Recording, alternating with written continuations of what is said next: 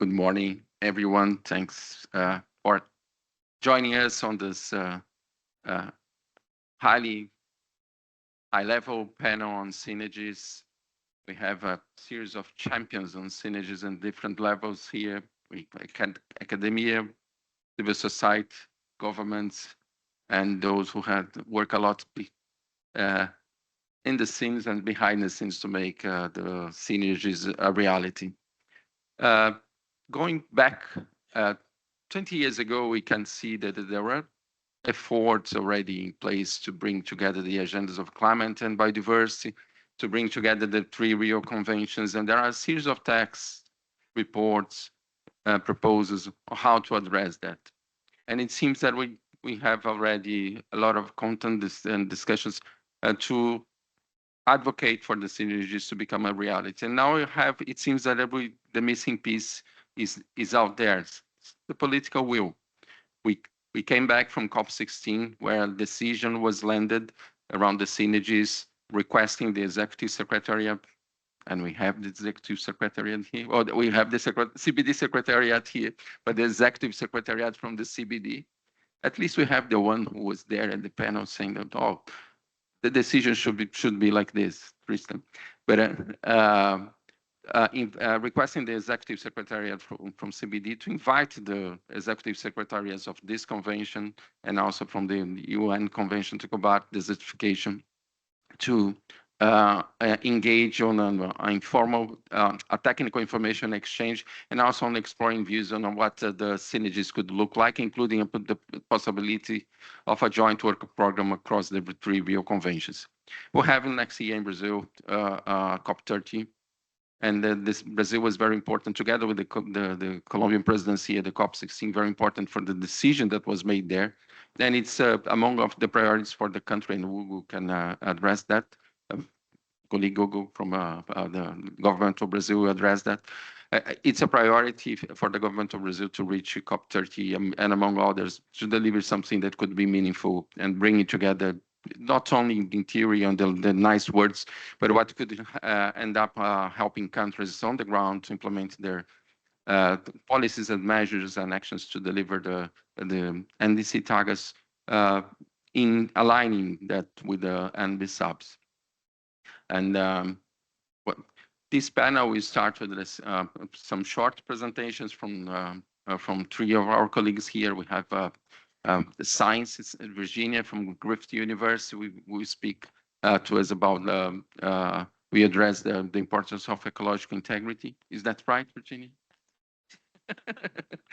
And we have then Bethan, which is not only a champion on synergies, but also a champion on how adaptations needs to be part of it and how synergies can help us to move and to implement and to foster the implementation on the ground and strengthen the capacity of countries to address the deforestation needs.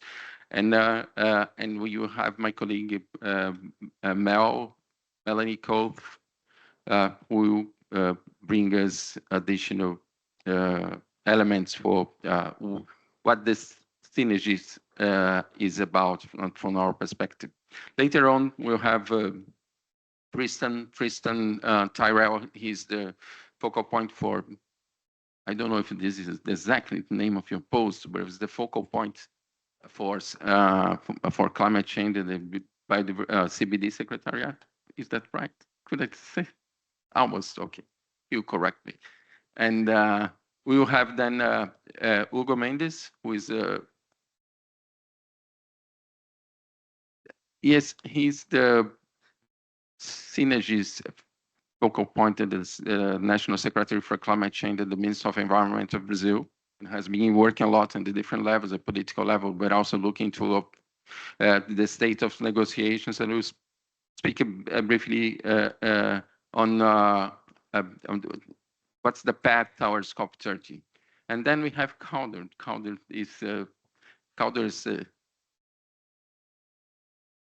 is one of the most important persons on the joint statement that came out of COP28. Sorry, Calder, that's true. He did a brilliant job on ensuring that and moving the pieces for us to reach the joint statement on climate nature at people at COP28 last year, and then have been working a lot and establishing, among others, initiatives and leading some of the initiatives like the climate nature and climate nature coordination platform that's meant to help countries to look into the synergies and connect the process into their development and implementation of NDCs and the SAPs. And that's the idea here. And so, of course, besides the presentations and some interventions from the panel, we would like to steer the conversation here to make this echo outside and then influence the outcomes of this COP. That's it. I will start with my dear friend Virginia here.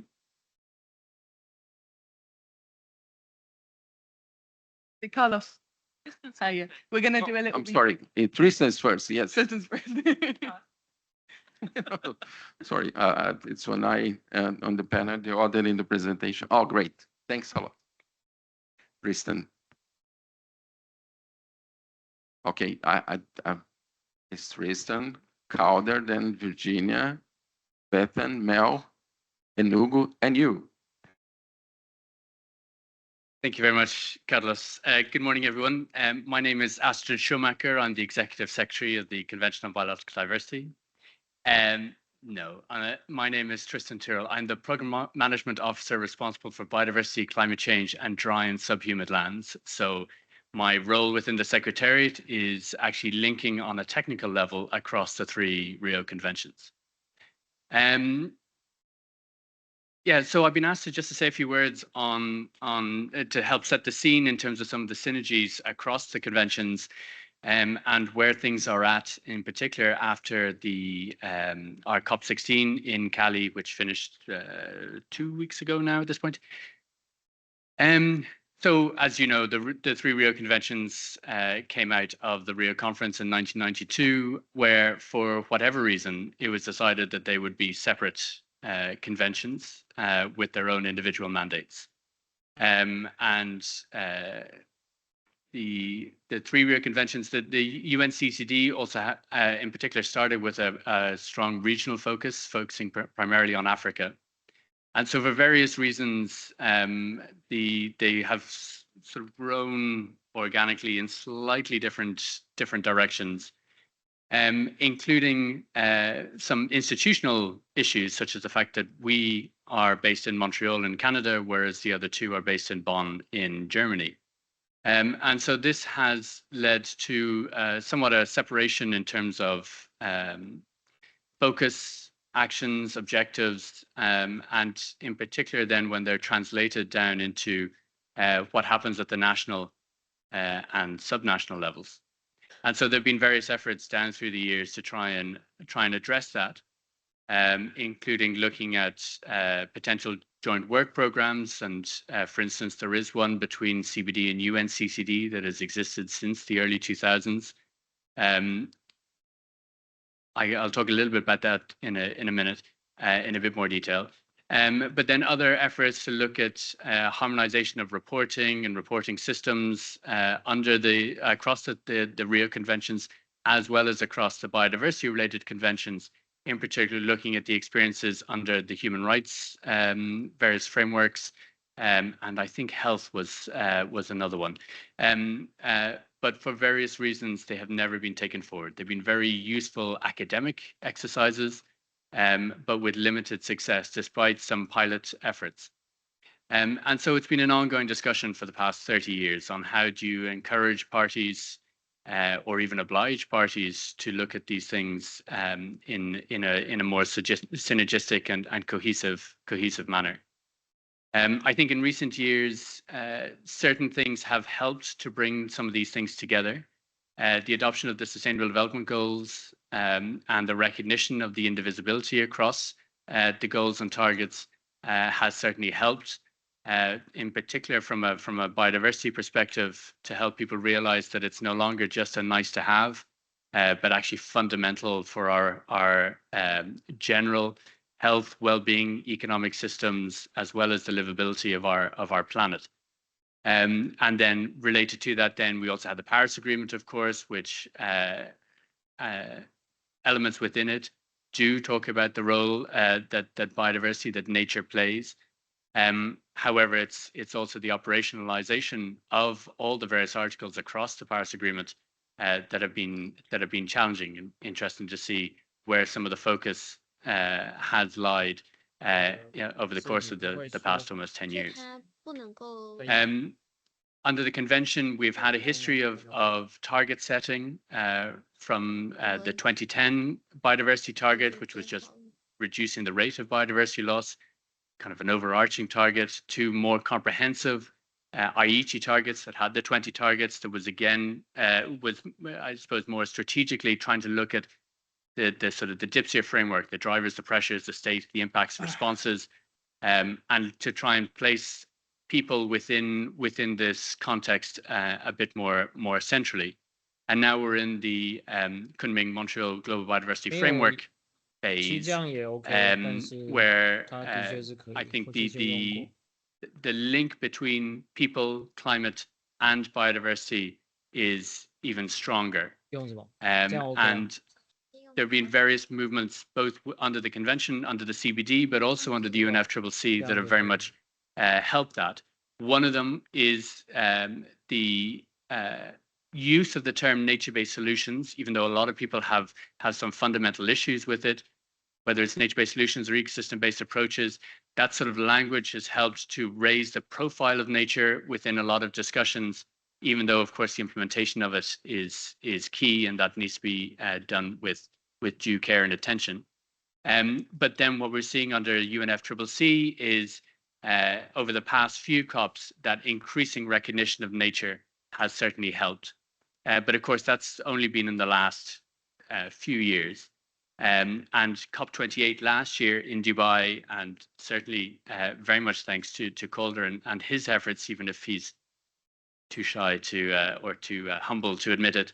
The reality is that has been a major push for parties to consider the nature-climate nexus. And now, when we're in a moment when parties to the CBD are revising their national biodiversity strategies and action plans, parties under UNFCCC are revising their nationally determined contributions, increasing efforts on the development of national adaptation plans. Also under UNCCD, the push for land degradation neutrality targets, revised land degradation neutrality targets. There's an opportunity now to really focus on not just name-checking nature or ecosystems within various other policies, but actually looking to see how these policy instruments can be appropriately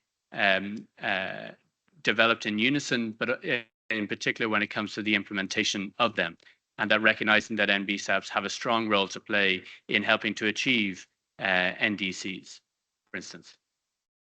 In Cali a couple of weeks ago, it was the first time that parties came together as a COP since the adoption of the Kunming Montreal Global Biodiversity Framework. So it was an initial stock taking on how parties are translating the global framework down into the national and to a certain extent to the subnational level. While there was an expectation that NBSAPs, the National Biodiversity Strategies and Action Plans, would be revised in time for COP17, for various reasons, that hasn't quite happened. But parties were encouraged to submit their national targets relative to the global ones. And what we're seeing is that climate change is omnipresent, pretty much both recognizing it as a driver of biodiversity loss, but also the role that nature, that ecosystems play, and species to a certain extent in helping us to mitigate and adapt to the impacts of climate change. We have to see now, as the NBSAPs themselves come in, to what extent those targets have sufficient action plans associated with them, and in particular thinking about the means of implementation to make sure that they're being done correctly. But one thing that we haven't seen within the national targets in that target reporting process is how parties are translating what's known as Section C of the framework, which has the cross-cutting considerations. And these very much focus on the role of rights, in particular, a human rights-based approach within implementation of the framework, the whole of society as well as whole of government approach, gender equality, intergenerational equity, the respecting of the rights, practices, traditions, knowledge of Indigenous peoples and local communities, etc., etc. These are all fundamental in order to actually achieve the framework and ultimately put us on that path towards living in harmony with nature. Because as we've seen, just looking at the responses, such as the designation of protected areas, does not necessarily automatically translate to addressing biodiversity loss fundamentally. So as you probably know, COP16 did not close. So there are a number of agenda items that still need to be considered, including important ones like resource mobilization, including also the Secretariat budget. So yeah, that's kind of important too, if we want to actually have a Secretariat after the 1st of January. But just saying that, I mean, it'd be lovely to go on holiday after the 1st of January, but you know, we need to get cracking. And also the cooperation and synergies decision has yet to be finally adopted.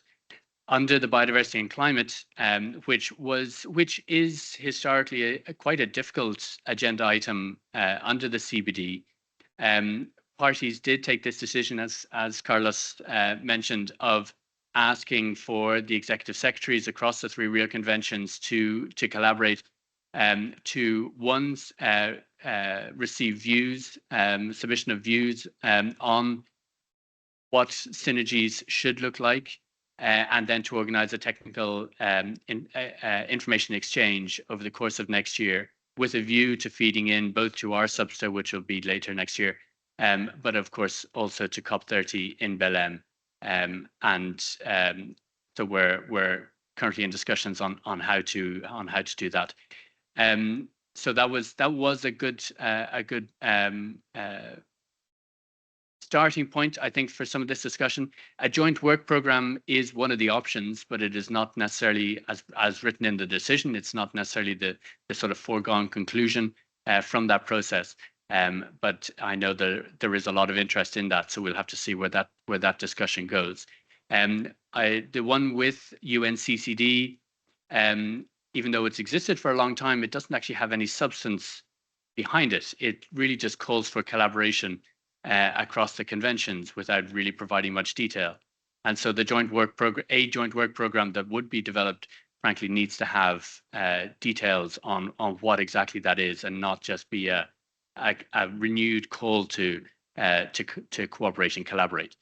So just throwing that out there for when we receive your submissions in the next few months. But one final thing to mention is that historically parties under the CBD have tried to separate climate change related issues between ourselves and UNFCCC, largely trying to keep mitigation more under this particular process, and we focus more on sort of adaptation and disaster risk reduction. From an ecosystems perspective, that line is not quite so distinct. There's a lot of overlap between those, just from looking at it from an ecosystems perspective. And it'd be interesting to see now, with the rise of, for instance, the global goal on adaptation and the stronger focus on adaptation and loss and damage, etc., under this process, to see whether or not that holds going forward. But certainly for us under the CBD, looking at it from a broader ecosystems perspective, we would like to see a stronger linking of those discussions under our process as well as under this process, and that might be a way forward. But I'll leave it at that. Thank you very much. Thank you very much, Tristan. It was excellent. Yes. And not only for his words, but for all the effort he has done there. And before and at COP16, it is excellent having you here. And the fact that you are here shows your interest to make the connections and to ensure that the 2 secretariats speak. And this is happening. And now we are going to move to Calder. Calder, as Tristan said, he has had a very important role on what happened at COP28 around the synergies. And you explain a bit on the process and the path forward and what's happened since the joint statement on climate, nature, and people was issued and signed, and what are the efforts to bring this together, and how this can has helped us to keep this discussion alive and towards COP16 and then here at COP29. Please, Calder. Thanks. Thanks, Carlos. Can everyone hear me? Is that fine? Okay. Yeah, it's fine. Thank you for the introduction and the invitation to speak. Thanks, Tristan, as well. Is it fine?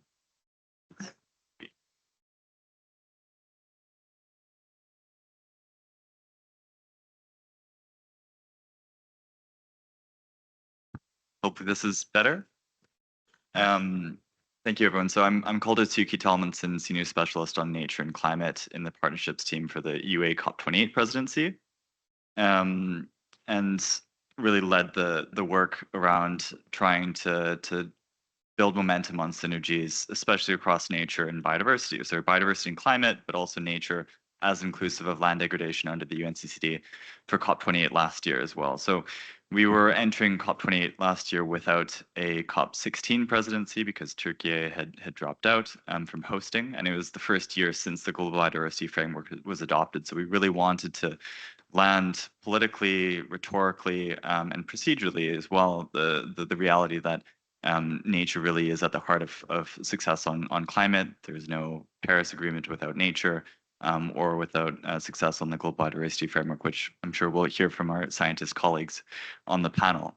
And so really we saw obviously the global stocktake land unprecedented language on connections of biodiversity and climate change within the UNFCCC process, in particular, emphasizing that parties need to see alignment of their new NDCs with the Global Biodiversity Framework, both for mitigation as well as adaptation as well, and means of implementation. At the same time, we led an initiative, the Joint Statement on Climate, Nature, and People, that was signed now currently with 5 incumbent, past or incoming Rio Convention presidencies across the 3 Rio Conventions, and then also 20 other countries that all chair or co-chair a total of 14 different country-led partnerships across climate, biodiversity, sustainable ocean, and land management as well. So it's really trying to give political momentum to see the synergies take forward, because it's quite clear 30 years on from the original Rio Conventions that we can't have siloed implementation now that we have the processes, the kind of multilateral process largely agreed that the implementation of these national policies and plans, it's cost effective and necessary to do them in more synergetic ways. And so the basis of the joint statement was really having these countries signal that they want to take a whole government approach and ensure coherence and obviously ambition with the next round of NDCs and then the revised NBSAPs, but also obviously, as Tristan had said, with the national adaptation plans, the long-term strategies, but then also the land degradation neutrality targets under the UNFCCC as well. And really building this kind of collaboration across presidencies between the conventions, but then over time as well. And so we're very, very happy to see the Algerian, Colombian, and Saudi Arabian presidencies launch the Rio Trio back 2 months ago in New York at UNGA, and seeing that taken forward with the political momentum proceeding with the presidencies on the synergies agenda. Obviously, we're all looking to BLEM with anticipation on seeing really Brazil take forward this agenda, where next year we'll have a single COP across the Rio Conventions and not have to travel to 3 different countries in 3 months, as many of us here on the panel have been doing. And so with the joint statement, in partnership with many of these other initiatives, including NDC Partnership and NBSAP Accelerator Partnership, the co-chairs incoming Brazil and the UK, Brazil and Denmark, and then Colombia and Germany for the NBSAP Accelerator Partnership, have launched a climate nature coordination platform that is really working to support governments as well as IGOs and NGOs to really take forward the synergetic approach of designing and implementing, especially the next round of NDCs and NBSAPs in an aligned way. So really, what does policy coherence look like? What does data interoperability look like? What does scaling nature and climate finance, respectively across both, but in a synergetic way, look like? And obviously the whole society implementation. So really drawing from the action agendas across the 3 conventions to support that in building more of an ambition loop of implementation over the coming years as well. So we're seeing a lot of momentum. We also saw the UNEA 6 resolution on synergies passed in February this year, really spearheaded by Japan. And they're helping implement that towards UNEA 7 next year as well.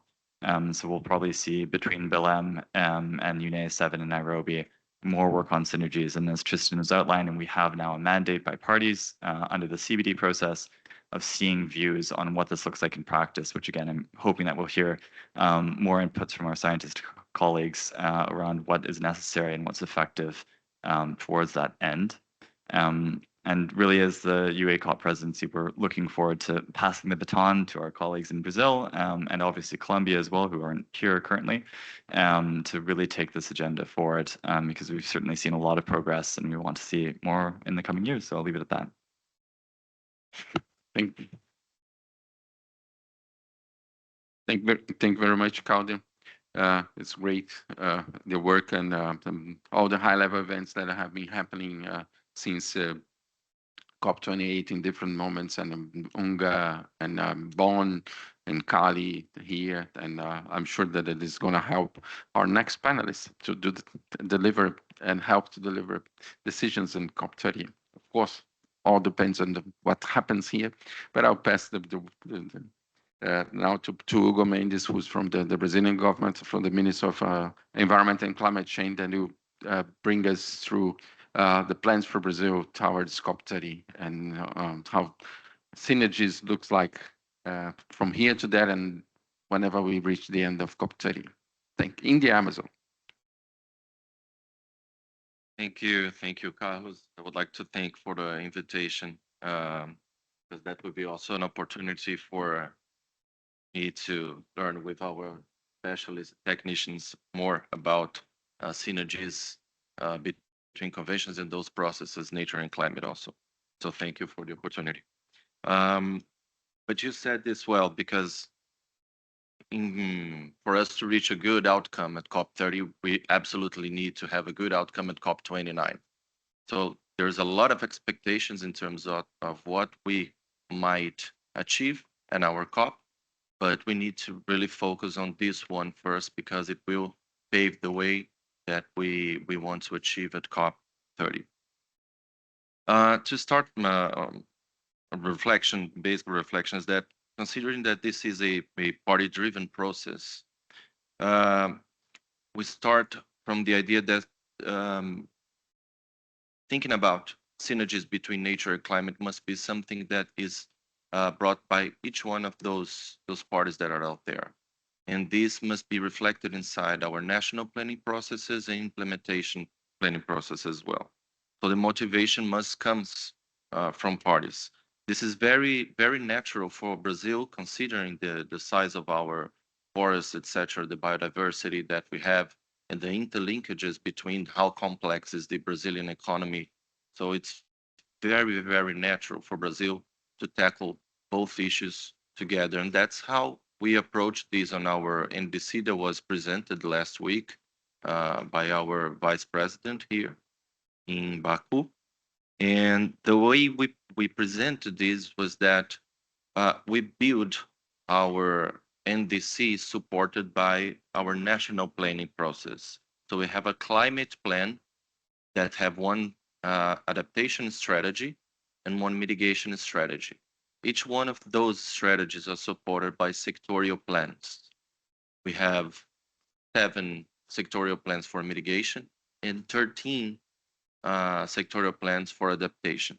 One of those plans for adaptation are specifically one for biodiversity. So this is where we start to build this connection between climate and nature. But even though each party has its own thoughts and national circumstances on how to approach this issue.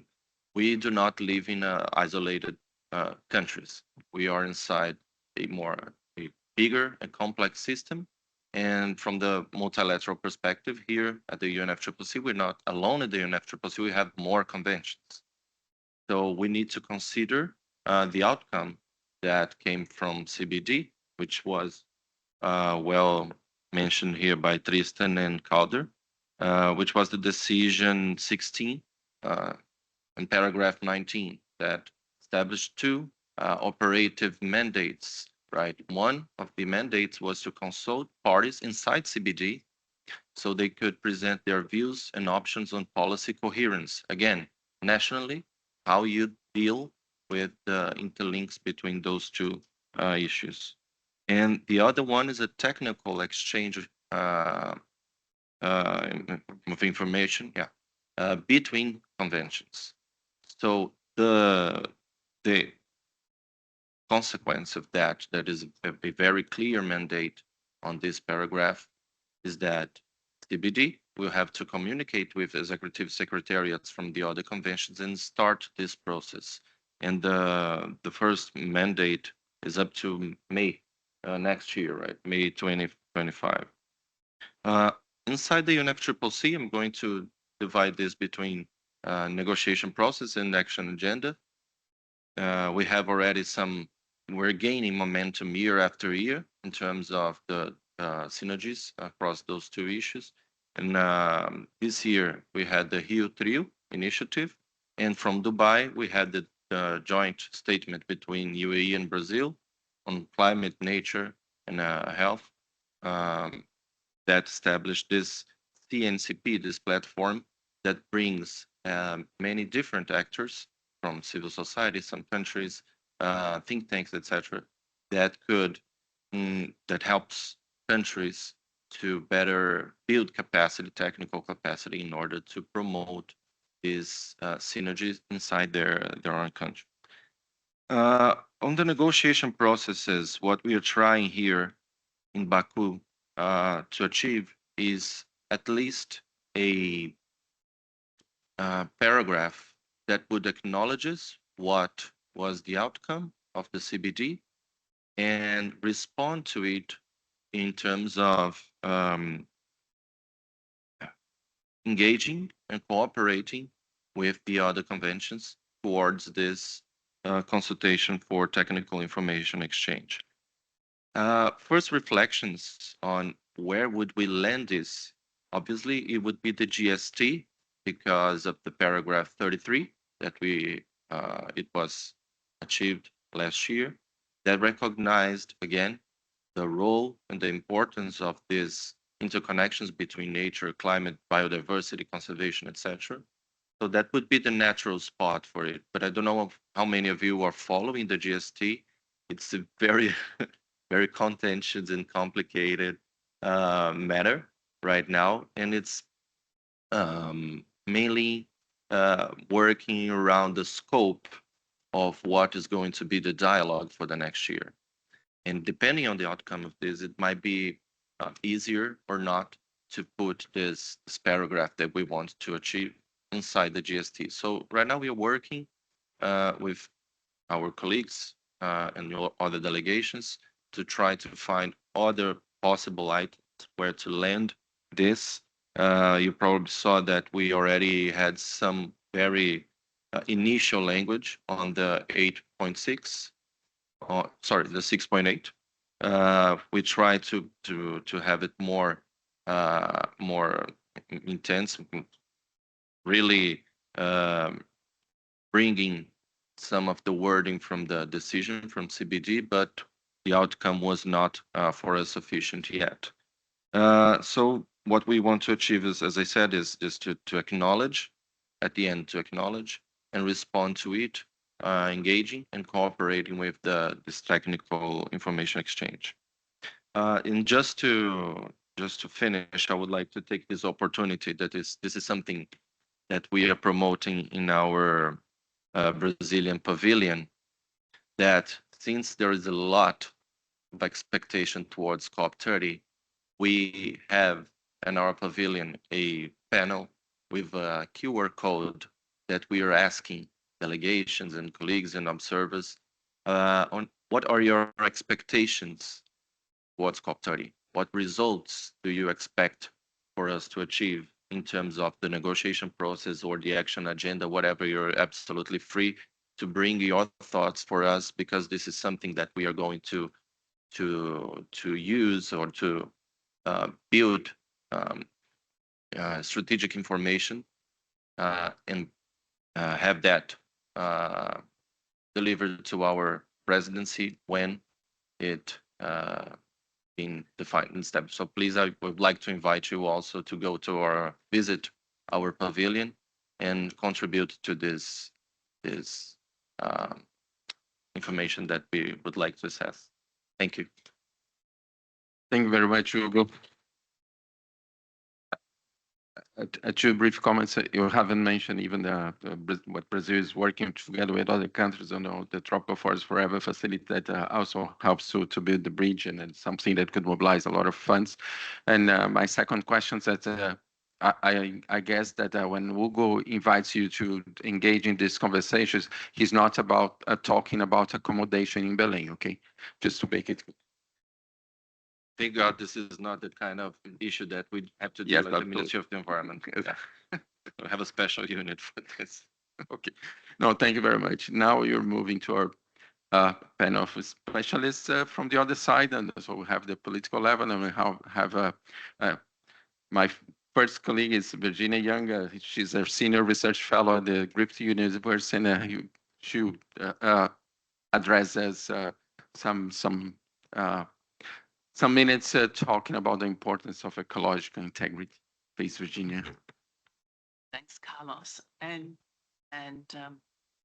thank you everyone for your addresses. Can you? It's very difficult. Very difficult. Is that better? I'll lean over it. There we go. So, thanks. I was reflecting during the various talks we've just had on how difficult it's been to actually bring the sort of science understanding into the UNFCCC, particularly on the functional role of biodiversity in underpinning ecological or ecosystem integrity, and why ecosystem integrity actually matters for climate mitigation. I think everybody is more attuned to why it matters for climate adaptation, but maybe I'm wrong. And so it was a huge relief for me to see the CBD decision that actually puts up in lights that functional role of biodiversity in underpinning ecological integrity and its importance for climate mitigation and adaptation, and more generally for community well-being. Every ecosystem service, not just carbon sequestration and carbon retention, which are critically important in this convention, but every other ecosystem service is ultimately dependent on the quality or integrity of ecosystems. So if you damage them, you damage the life support systems for humanity, for local communities, and for some ecosystems that have huge global relevance, like the large tropical forests in Brazil and the DRC, they have global significance. So it's always frustrated me that in the UNFCCC there is so little understanding of the importance of biodiversity and ecosystem integrity for continuing the ability of ecosystems to be able to continue to sequester carbon. And more importantly, this is the most important mitigation function of forests and other ecosystems, retain it.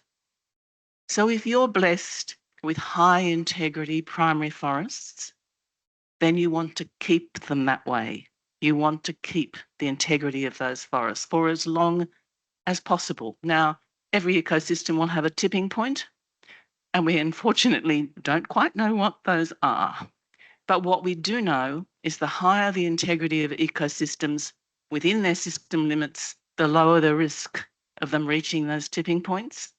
And we also know that there's more carbon in ecosystems than there is in the atmosphere.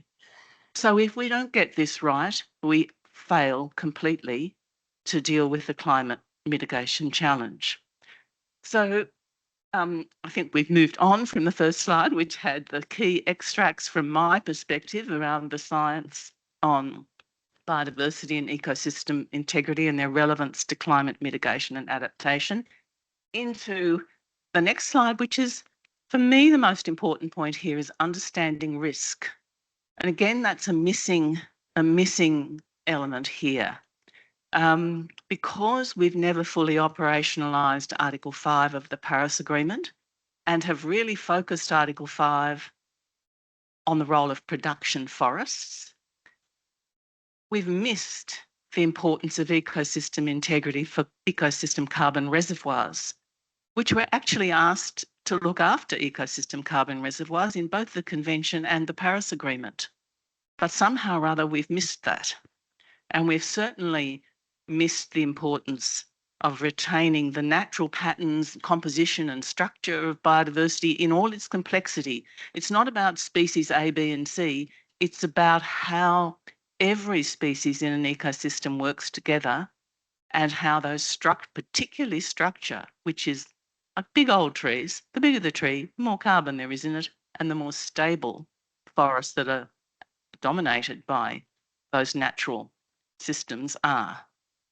Anyway, I digress a little bit into the forest space because it's so critical to get this right.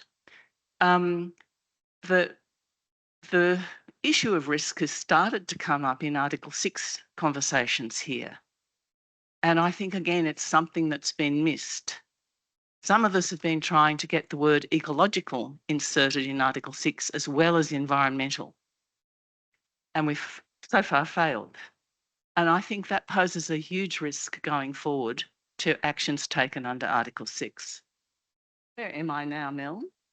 Yes, I think I've been, as you probably can tell, from my perspective and the perspective of the scientists I work with, we have to understand ecosystem integrity as the building block or cornerstone of effective climate mitigation and adaptation action in land, forests and other ecosystems. It requires a bit of a shift in how people think about biodiversity in this convention. It's not mere co-benefit, it's a building block for success. So that shift, I think, is starting to occur, and the decision that Tristan and others helped get at COP16 will be very helpful in taking us on that journey. But I'm now going to hand over to my colleagues because there's a big journey here and they're going to talk about it. Thank you. Well, thank you so much, Virginia. And now we're moving to Bethan. No, Mel, please, that will address some of the paths ahead of us and some of the opportunities that we have still at the scope and on a practical sense, how to make this happen here. Thank you. Thanks, Carlos. Good morning, everybody. I'm Melanie Coath from the Royal Society for the Protection of Birds, and with Carlos, I coordinate Climate Action Network's Ecosystems Group. So I want to share with you some thinking that we've been doing about how to land some of the critical points that Virginia's just been making around the science and the lack of awareness of ecological integrity and its importance in this process, how we could actually make that happen and how we could actually operationalize some of the great language that we already have in this space. So we have Article 5 of the Paris Agreement that talks all about the importance of protecting ecosystems. And we have some really good language that was agreed by parties last year in the Global Stocktake, paragraph 33, for those of you who are as geeky about this as I am. And that is really helpful, talking about protecting ecosystems, halting and reversing deforestation, aligning with the CBD. And then, as Tristan highlighted, we have this new decision, the biodiversity and climate decision, talking about opportunities for technical work and a potential joint work programme. So we have quite a lot of momentum now in this space, not least with what Calder also highlighted coming out of COP28 with the joint statement. And we're really looking at how we can kind of land this within the UNFCCC. Now, in Baku, I would underline the opportunities that Hugo has already suggested around the global stocktake. And if we have a cover decision, space is there to land good decision text on this. But we can also fix this within the UNFCCC as well. And we'd like to share an idea that would really support a joint work programme and would help operationalise that text. We do have some challenges within the way that current UNFCCC rules operate. So the land use change and forestry rules and the definitions around forests actually send us in the opposite direction.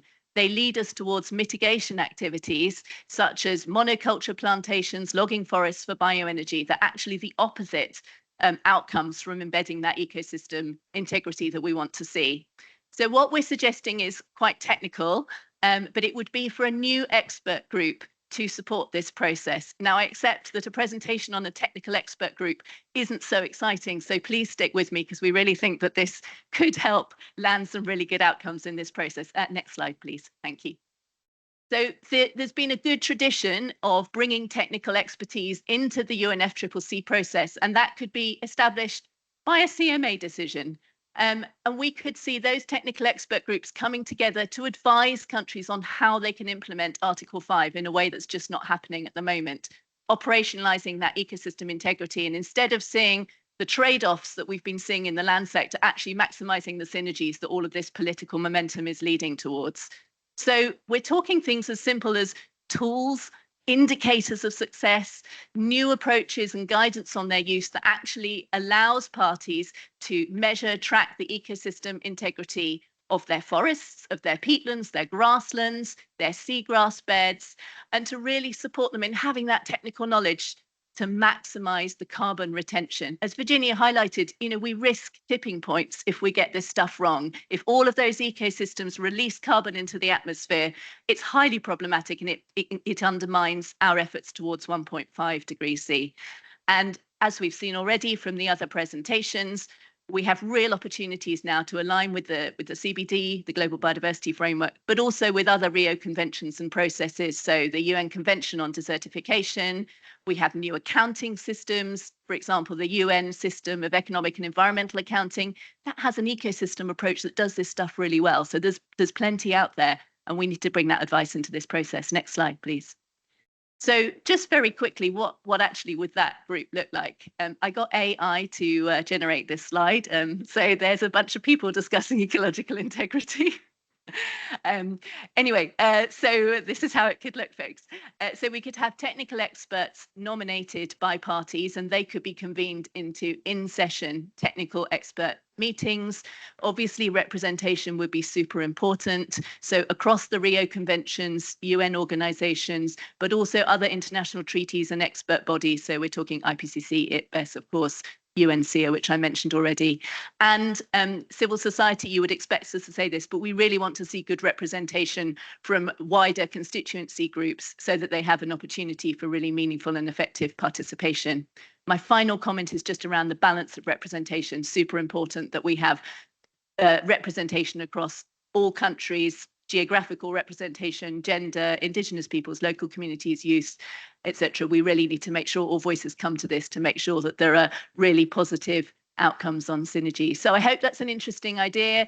It would really support the move towards synergies, and please come and chat to us if you have any questions or want to explore it afterwards. We have a whole paper on the idea. I'll pass over to Bethan now for more opportunities. Thank you.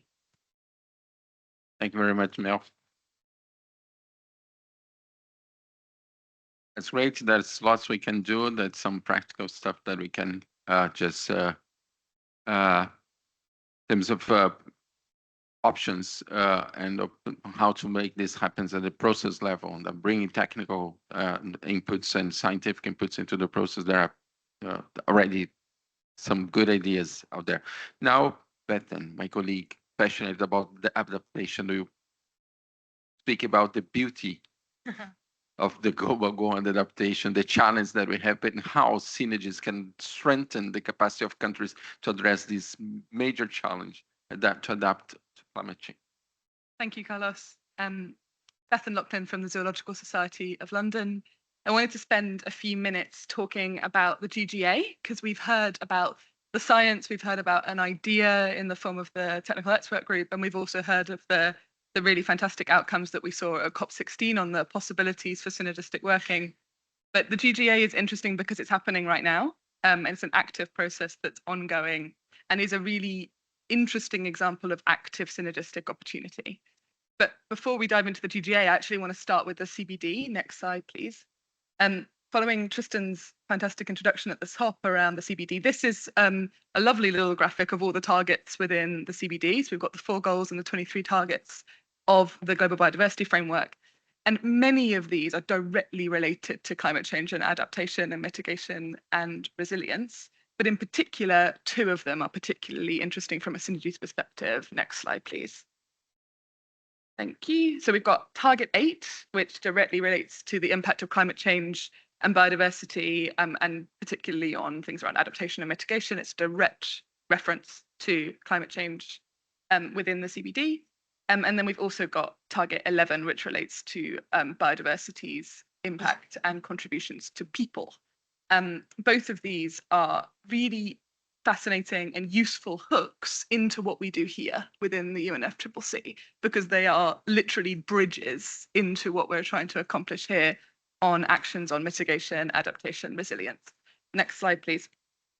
Now, if we move to the GGA, many of you may know this already, so I know there's a lot of people working on it, but a little quick reminder, the GGA was agreed back in COP29 in the UAE, COP28 in the UAE, sorry, where we saw it agreed, and it was really wonderful to see it finalised.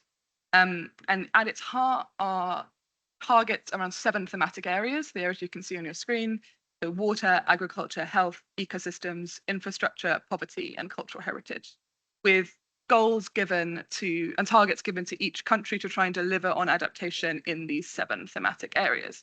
Now, obviously, the one that sticks out to us in particular is ecosystems. We've got a target on ecosystems within the GGA.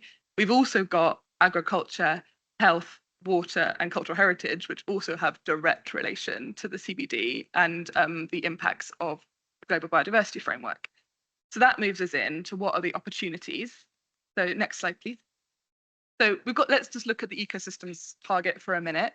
So this is the specific language in the GGA on ecosystems, reducing climate impacts on ecosystems and accelerating the use of ecosystem-based adaptation, et cetera, et cetera. And if we look at the language in the Global Biodiversity Framework, there's some really useful alignment there. So when countries are thinking about NAPs and BSAPs and DCs, we would hope that there's an opportunity to be thinking in an integrated way. In the GGA in particular, next slide, please, final slide. Thank you. We are seeing a really interesting opportunity as we speak on indicator development. So again, bear with me, I know indicators are not often the most interesting thing, but I find them fascinating because we've got a 2-year work program called the UAE BLM work program on the development of indicators that's currently taking place, that's around how do we find, identify, develop indicators to assess these 7 thematic areas. But the thing that's particularly interesting for us at the moment is that you've got processes already in place that have indicators that already work and are developed.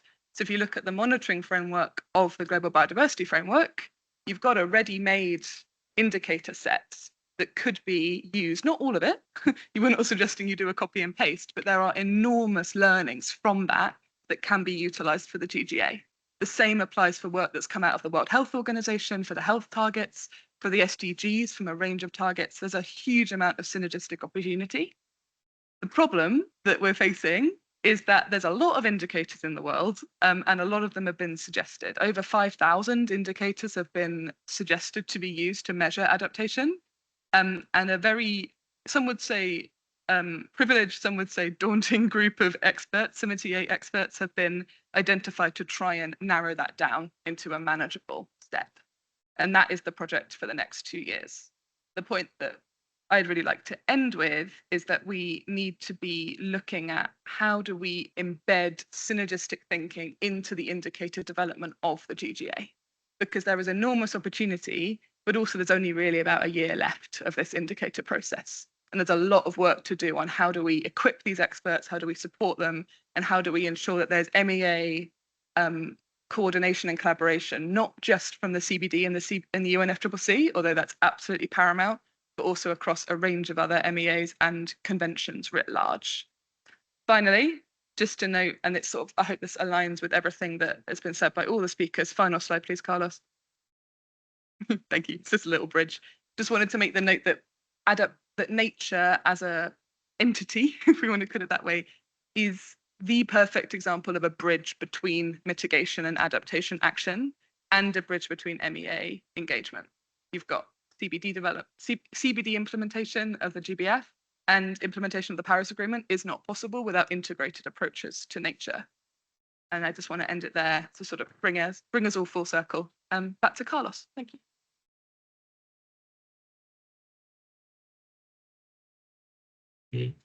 Thanks a lot, Bethan. With this bridge in front of us, I would bridge from the panel to the audience for those who want to raise questions, and we start the conversation. We have one here, please. I don't know if you have a mic.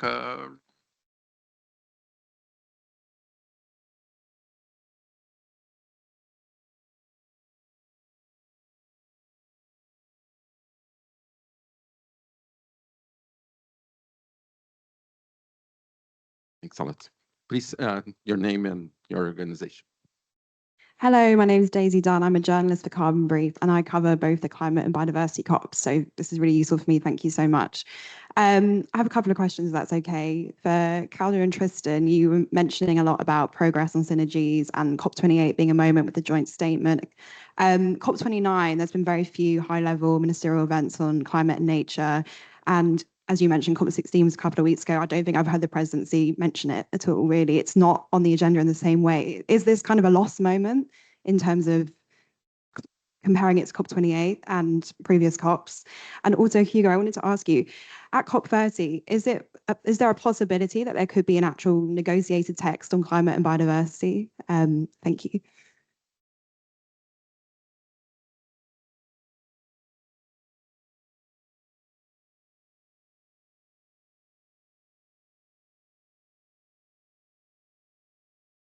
Thank you very much for that question. At the Secretariat, I have to be careful with how I respond. I would just say that COP28 was definitely a very important moment within the UNFCCC process on just with that nature climate link.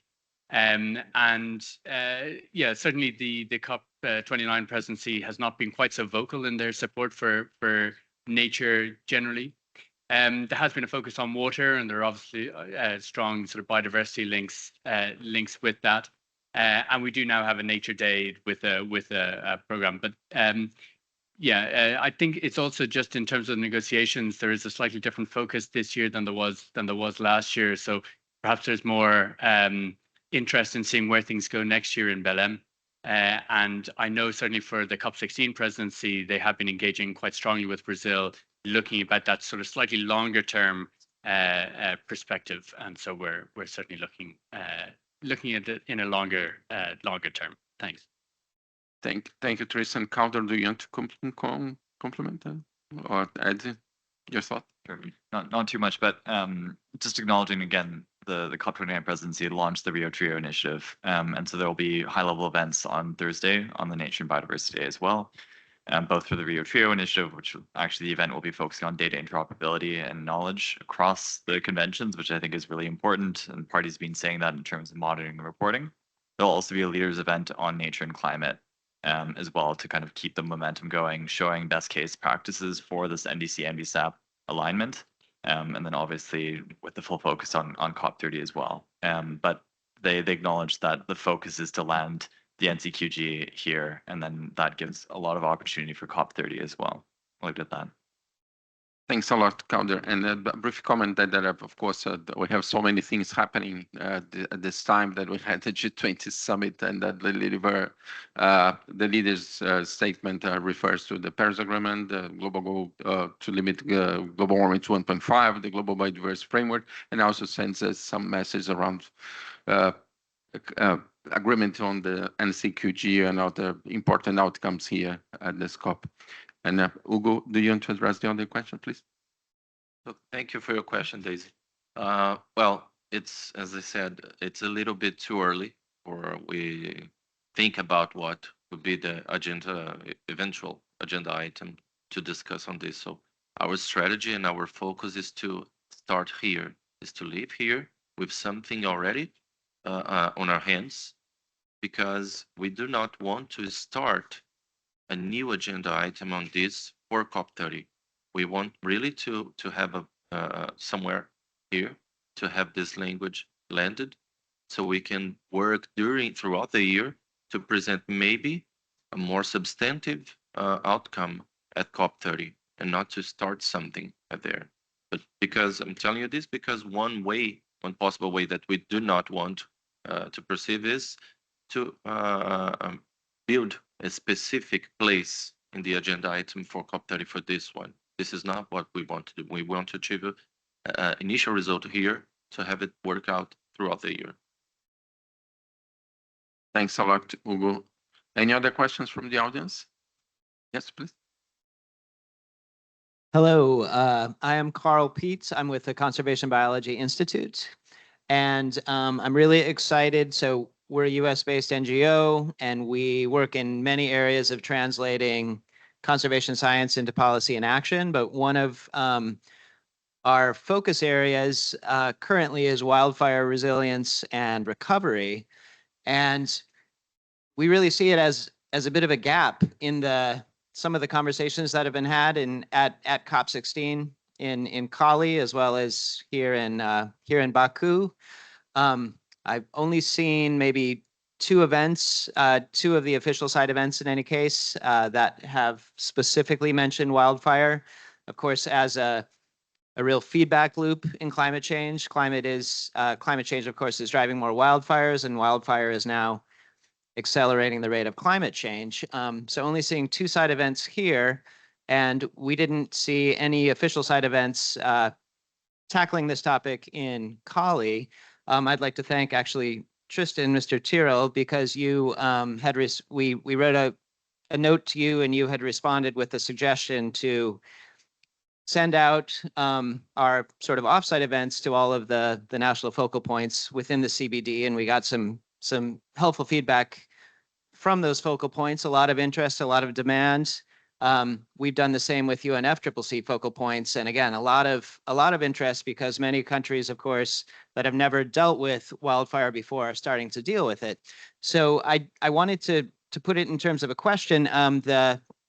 Really exciting to hear the conversation about a new technical expert group, because we've actually written an open letter to the executive secretaries of both of these conventions, calling for a technical expert group that's, cutting across and addressing, among many other topics, the topic of wildfire. So I guess my question is to the panel.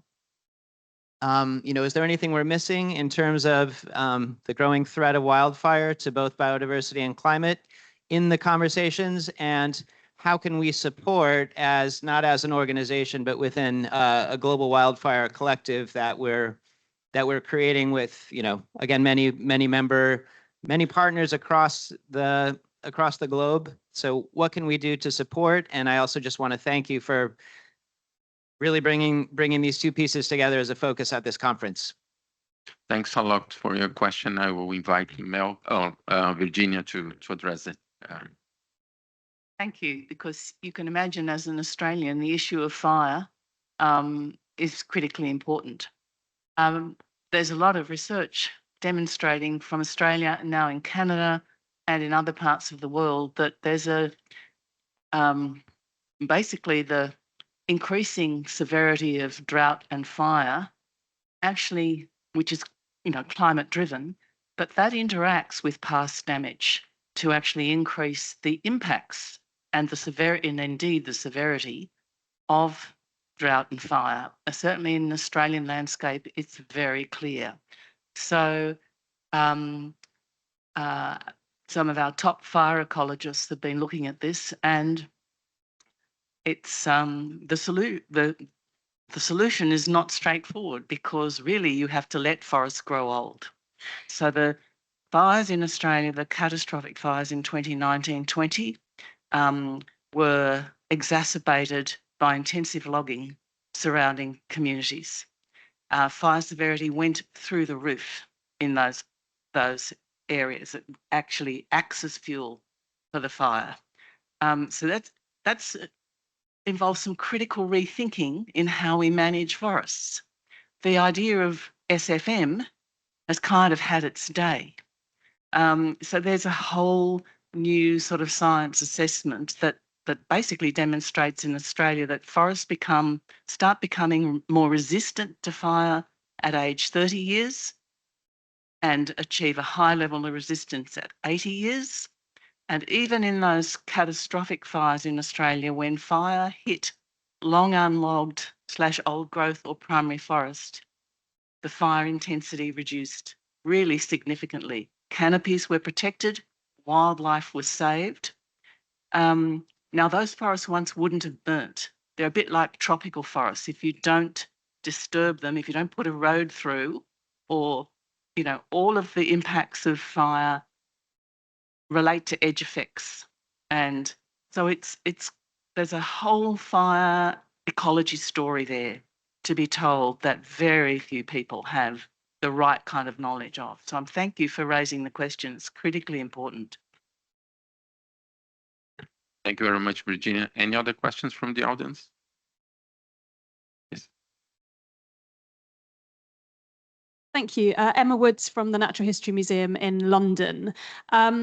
Thank you for a really interesting discussion. I've enjoyed hearing about specific paragraphs and articles and really the detail of the policy levers. But I wanted to ask a question more about the science, because it strikes me, and Virginia's presentation absolutely touched on this, it strikes me that at a scientific level, the join up between these issues is much more obvious than it maybe is when you start thinking about individual conventions. So I wondered, perhaps mainly for the women on the panel, but anyone who'd like to comment, how can we strengthen that kind of translation of science into these conventions and these policies and really capitalise on the join up that we see through the scientific evidence? Thanks a lot. Mel and Bethan, please. Thanks very much. That is a great question. When we had the IPCC IPBES joint working group report a couple of years ago, which looked at the science, that was a real shift, I think, in the deep understanding of just how integrated the biodiversity loss and climate crises are. And I guess our job now is to ensure that that's reflected in policy. And I think that's exactly what all of these conversations are trying to do. So, a joint work programme would obviously go a long way towards breaking down the silos between tackling the two crises separately and speak to what the science says is absolutely imperative, which is joining them together. Because those silos have been operating for a very long time and we have completely different institutional frameworks, it's actually, it's no small task. It's a heavy lift. And as I mentioned in my presentation, there's a lot that we need to do even in this space to make sure that what the science tells us is needed is actually reflected in the rules, structures and definitions that we have here. And that's just not the case. There's a lot that needs fixing. So I think we need to go a lot further and a lot faster to make sure that the science is represented well in these spaces. But there are clearly a lot of opportunities now, especially out to COP30. Thank you very much. Thank you. Just to echo essentially everything Mel's just said, but also I think if we think about the opportunity that's been presented with the call for evidence on the possibility of a joint work programme out of COP16, that is an opportunity for the scientific community to come together and say something, and for civil society and everyone else. There is an opportunity to have discussions with parties, to have proper rigorous scientific discussion on what does synergies look like in a practical sense when we're looking at implementation, when we're looking at policy ideation. And I think I've been really pleased to be involved in and to see increasing collaboration year on year ever since I've been working in this space. I mean, it's lovely to see you here, Emma. Thank you. And we work really closely with the Natural History Museum and Kew Gardens in an alliance that we're doing in the UK around biodiversity science and pushing for evidence-led policymaking. And that's just one example. There are many more. The CAN ecosystems work, CAN in general, a range of others. I just think there is a need for, as these opportunities increasingly present themselves, and as we move towards COP30, which sounds like it's going to be an incredibly exciting opportunity to really push this into reality, that we are having those conversations around getting us all singing from a similar hymn sheet, at least, and pushing towards science-led, evidence-based policy making and creation. I'll leave it there. Thank you. Thank you very much, Bethan. Any other question? We have 2 more hands. Calder needs to leave.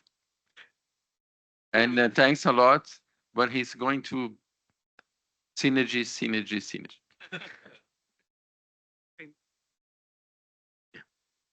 Sorry, not a question, more a comment, but building on what was asked before.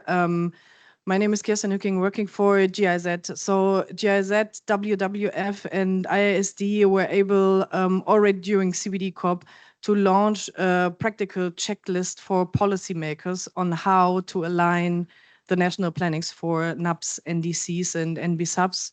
So if you're interested, then please reach out to me or the colleagues from WWF or IISD. Thank you. No, thanks a lot. This is a very good offer for help. We have 1 hand there, here, and then, yes. Thank you, Henry. Thank you so much for a really insightful panel. So my name is Najma Mohammed. I'm from South Africa, but working with the UNEP World Conservation Monitoring Center. I just want to build on a remark made by the Brazilian delegate when he said that for Brazil, the nature, climate, I would say development agenda is very interlinked. And I almost feel that the intergovernmental and the policy process are catching up with systems thinking that's really reflected by people's daily experience. People don't think in the silos that we do in these processes because they experience the reality of a climate, nature, and a social crisis coming together. And I would just really like to understand, I mean, it's really positive. It would be wonderful if we come up with the technical expert groups and the joint work program, but how do we begin to connect the very sort of high level global sort of discussion we're having here to the very real sort of need for holistic systems thinking at the local level where a lot of the impacts of climate and nature degradation and climate change is actually being experienced. So I would just like to understand if there is any thinking about making a better connect, because I do think that we're playing catch up with a local level where systems thinking is already existing. Thanks a lot. Tristan, do you want to try address that, at least part of it? Thanks a lot. It's very important. Thank you, Najma. I mean, that is fundamental. The reality is that we see with the level of conservation resilience that indigenous peoples have managed to achieve in the proper sustainable management of their own territories once they are sufficiently recognized and the necessary rights and all the rest of it are accorded to them. And the challenge is how do you translate that up through the system? So obviously as a convention, we're looking at it very much from a global perspective, expecting parties to translate it down, and then the role of everyone else in terms of supporting that implementation. And you can see that also then when it comes to the reporting frameworks and the monitoring and things like that, where we keep looking at it from a top-down perspective. In terms of the national planning, you need to have that bottom-up approach coming into it as well. And that's part of the engagement, the participation, the consultation that happens, not just in terms of the setting of the national biodiversity strategies and action plans or whatever policy instruments that it might be, but ultimately in its implementation and recognizing who those stakeholders and actors are and how to engage them in that process. But we've seen flaws in so many different processes, including talking about finance and where the money is going to and how it's being distributed, etc. How those priorities are being set and so on and so forth. I don't have an answer other than we need to have better engagement and consultation in whatever form that might be in relative to that particular context. But as a secretariat, unfortunately, we're too zoomed out to provide some nuance of that. But thank you. Thanks a lot, Tristan. And I think this could be a segue for us to bring the perspective from Brazil on this and how synergies are aligning goals or the challenge to address both climate and biodiversity challenge together at the national level. Hugo, I invite you to. Okay, thank you. Well, that's a really tough question, but it's a really important one. Well, In Brazil, we, at the federal level, government federal level, we have some tradition in terms of build on some consultation processes in coordination with agencies, civil society, private sector, etc. Just to give you an example, when we were redesigning our climate plan, we produced when you're going to publish something at the federal level at Brazil, you have to put this document for a public consultation, something around 30 days. So population, so civil society, academia, etc., can read the document, address and assess it, and put some questions that we need to answer and consider those questions and those propositions if we are going to put inside or not of what we are proposing. So it's something that is already inside our DNA in terms of building those policy plans, etc. But this is on technical level. For us to do this, we need also to have the political level very well coordinated, and they need to understand the benefits. We need what I could try to say from our experience now is that we need to tell them the benefits of having the specific issue that we want to achieve, in this case, coordination between those two.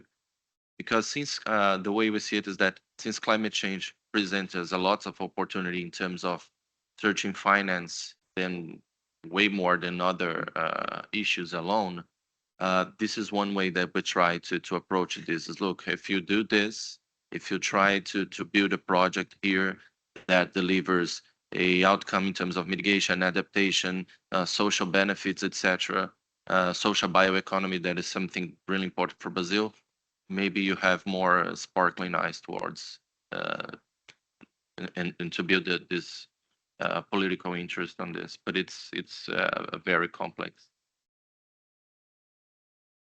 Thank you very much, Hugo. Virginia and Bethan wants to answer. So. Just, is that on? It's on. Just a practical example, which happens to be in Brazil. So Griffith University has been working to support the Kaipo in Brazil, which has been a very interesting experience as they set up their own mechanisms for engaging with the sort of the outside world. But that process has supported funding going to guard posts on rivers for fishing ecotourism. Their agroecology is small scale, that actually is based on some of the products that are found in the forests. And of course, they have a fierce culture. That means with the assistance, I guess, of sort of Western science and the ability to monitor this huge territory, they can go in and remove illegal loggers and illegal miners. So, but the cost of doing that, it's all been largely funded through philanthropy, has been, in the order of about $2.5 million a year. And that has supported the sort of the livelihoods and aspirations of the majority of the Kaipo. So that to me has been a very interesting learning experience of how a community that's largely culturally intact has been able to navigate interaction with sort of Western science and sort of the Western world. Back in Australia, part of the reason I'm still moderately sane is I work on the ground with a lot of the community work involved around trying to restore ecological integrity, connectivity. The big connectivity programs draw in communities from across large-scale landscapes, and whether they know it or not, they're all delivering for climate adaptation and mitigation. And again, that work has largely been supported not by governments, but through philanthropy. And they have, really robust climate mitigation and adaptation outcomes. So the point that is being made about getting money, I think Tristan made it, to get money to the ground to actually help people improve the landscapes that they live in is really beneficial. Thank you, Virginia. Betty? Just a very brief point. Thank you for your question, because I think it's absolutely central. I have two thoughts. The first is that I think sometimes synergies can become a buzzword so much that it becomes ungrounded from actually there is amazing work taking place already. And if we make that visible and amplify it and show how it can be scaled, I think that's really central. And local communities, Indigenous people, people on the ground of all types, they are central to that. So it's about telling those positive stories of what's already going well and amplifying that. And of course, we've got a colossal way to go. I'm not in denial about that, but I just think that's a central part that we sometimes miss. And the second thing was just a reflection. Prior to COP16, I had the privilege of participating in a workshop about how do we integrate human rights approaches to the implementation of the CBD. And throughout that sort of implementation of the GBF, and throughout that, there was just this absolute awareness that you cannot do this without a human rights-based approach to anything that we do across the Paris Agreement or the CBD. And synergies were bubbling around everywhere I looked across those few days. And it just really struck me as something that we need to be really aware of when we're talking about synergistic opportunities, when we're talking about technical expert groups and opportunities for a joint work program, that we never forget the role of integrated human rights approaches within that. Thank you. Thank you very much, Bethan. The lady in green here. Hello, my name is Maria. I am a PhD student at Cornell University.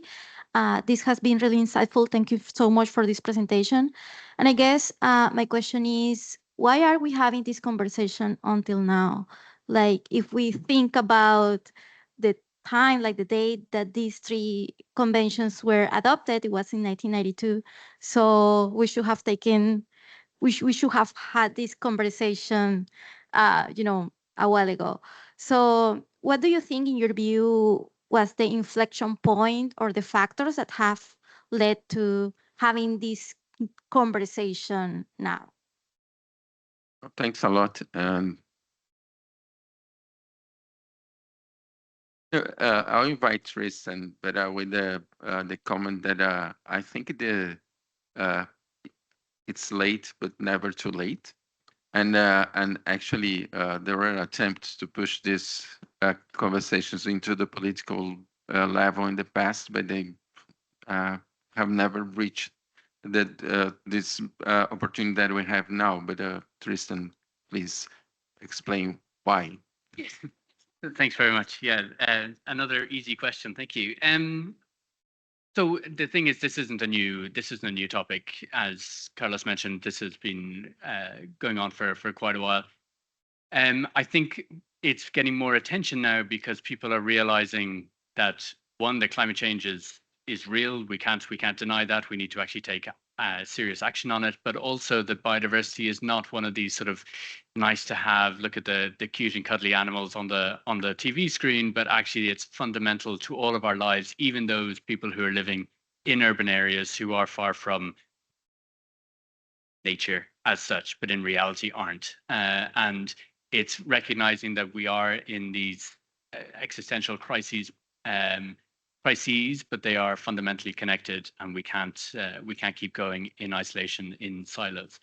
But certainly, one of my first jobs when I started quite a number of years ago now, relatively, was looking at harmonization of reporting across the conventions, recognizing that we need to bring them together somehow on a sort of, even on a very administrative level. And that was a wonderful exercise. Everyone thought it was great, except those who actually had to implement it. And then it just became an academic exercise. But it's just that was 20 years ago. That's not a new discussion. And so yeah, it's been ongoing. I think now it's getting the political weight behind it when people are realizing that actually these are connected, and we have means to bring them together, including through concepts such as nature-based solutions, which do try and draw these things together in a clearer way, trying to maybe elevate it to to a discussion that is not just scientists or whoever, but actually for people on the street, it's something for them to realize and latch onto. Thanks. Thanks a lot, Tristan. I think there's one last question. Yes, please, the mic is there. Thank you very much, Carlos. My name is Daniel from Southern Africa, Zimbabwe to be specific. My question is really not a question, well, partly a question, but let me appreciate the presentations here, really high level and quite insightful. The nexus between ecosystem integrity and carbon sequestration is very important. But can you comment whether we actually on our way to arresting desertification, which is taking place, and we hear that some of the ecosystems like Amazon in Brazil are marching towards a tipping point. And in some cases, in Southern Africa, for example, we have got important ecosystems like wetlands, etc., because of land use and fires, like has been alluded to. Those are also under pressure. Have we gotten to a point where maybe we have mapped some of these encouraging nationals or government in terms of clear plans to ensure that we protect what we have got before we move in terms of enhancing what is there? Thank you very much. Thank you very much. Daniel, Hugo wants to start addressing your question. Thank you very much. Daniel, thank you so much for your question. But I would like just to very briefly take the opportunity to remember Carl and Anna on your interventions. Please, this is exactly the kind of example that I would like to be seen on our database that I explained to you on the QR code on our pavilion. So please go there and do this favor for us. So Daniel, you're completely right. Tipping point in the Amazon. This is a very important topic for us. I would like to stress three policies and measures from Brazil that we are dealing to this. 1 week before COP28 started, we had the confirmation of a great information for us, which was the data from PRODES, which is our national system for monitoring land use and deforestation in the Amazon. From the last year, we had a reduction for a little bit more of 30% from the previous year. So it is reduction of deforestation on the ground that represents to not put into the atmosphere something around 400 million tons of CO2 emissions. At the same time, reverting deforestation, we are building, as mentioned also, the TFFF. It's a new blended finance structure fund that we are, our idea is to have this complementing the role, for example, for the REDD+ instrument, because the TFFF is going to promote payment for ecosystem services for areas that are still being preserved. So we are tackling this. We're planning on having this TFFF launched at COP30. This is our goal. And we had now, just as I said, very good news in terms of reverting deforestation in the Amazon before COP. Thank you very much. We are running out of time, and I really appreciate the panel, the fantastic panel, the engagement from the audience. So it was a really interesting conversations. And now it's let's keep in touch and continue talking about synergies in the last few days of COP. Thanks a lot. Thanks.